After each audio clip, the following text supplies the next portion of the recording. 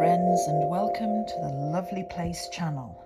The channel that's like a box of chocolates because you never know what you're going to get. Today's story is Noddy on the Move. Noddy on the Move.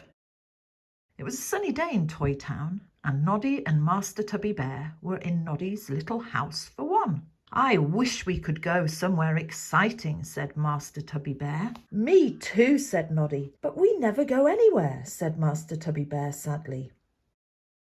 Noddy looked out of the window. "But we can," he grinned. "I can move house."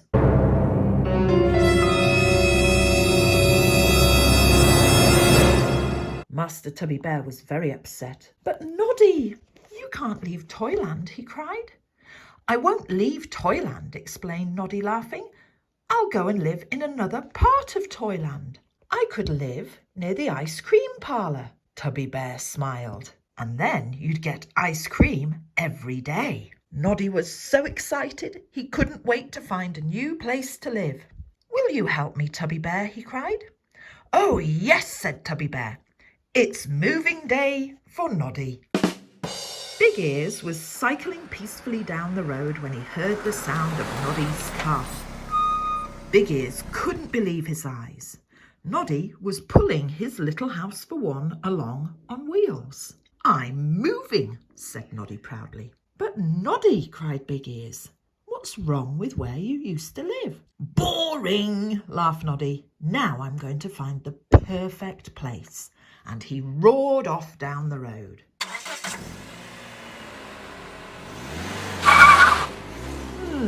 Said Big Ears thoughtfully. "The perfect place, eh? I wonder." Noddy was so excited at the idea of moving that he couldn't help singing. Oh dear, it's another story with singing in it. Block your ears for a bit, everyone. "Watch how I move my little house for one. Life will improve. Moving is fun."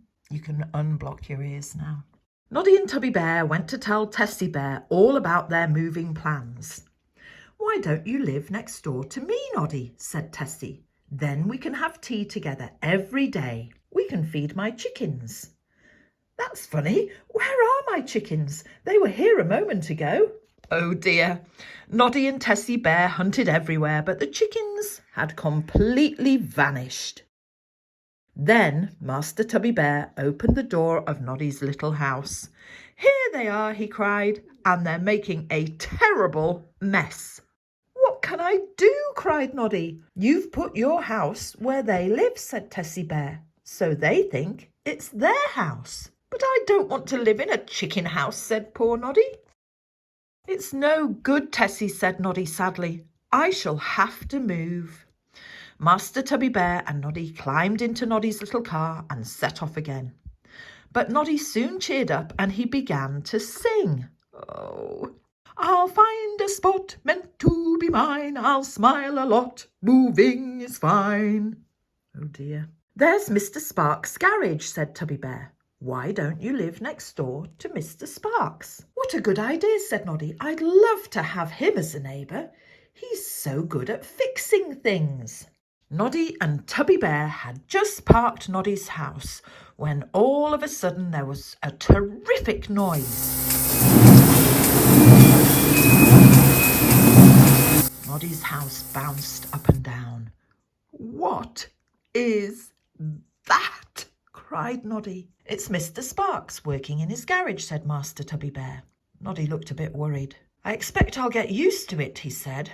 But he couldn't help thinking how nice and quiet it was where he lived before. Then they heard the sound of a horn. "What's happening?" said Master Tubby Bear. Noddy ran to the door and looked out.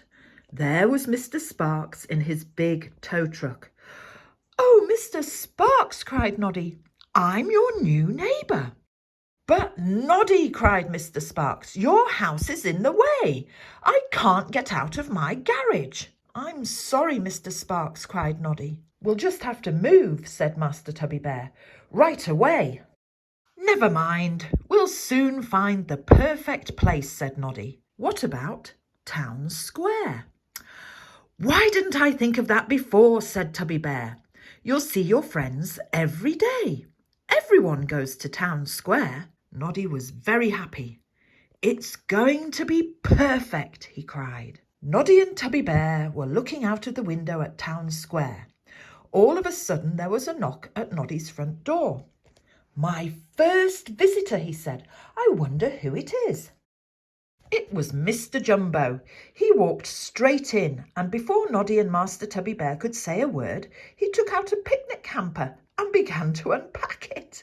"Mr. Jumbo," said Noddy, amazed, "what are you doing?" "I have a picnic on this spot in Town Square every day," he said, "and now your house is here, I shall have to sit on your floor." "Oh," said Noddy, "I suppose so."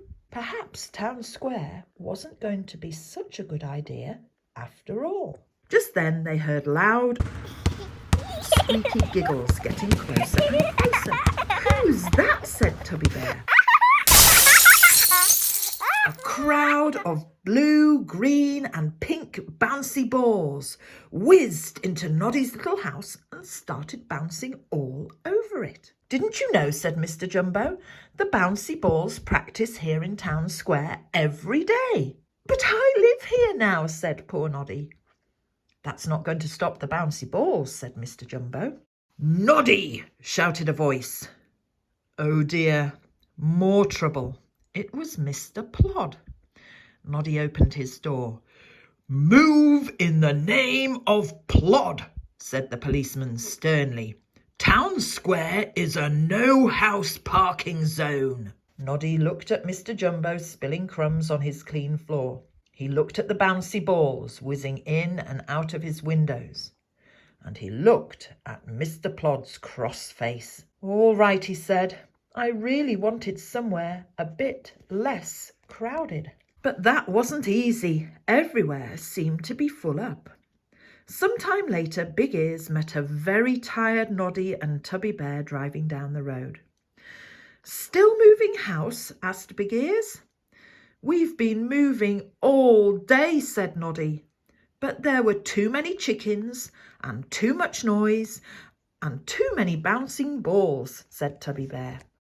Big Ears thought for a moment. "I do know somewhere you could try," he suggested. "A very pretty place with no chickens and no bouncy balls either." Wearily, Noddy and Master Tubby Bear followed Big Ears, and a few minutes later they arrived, and they were back exactly where Noddy had always lived.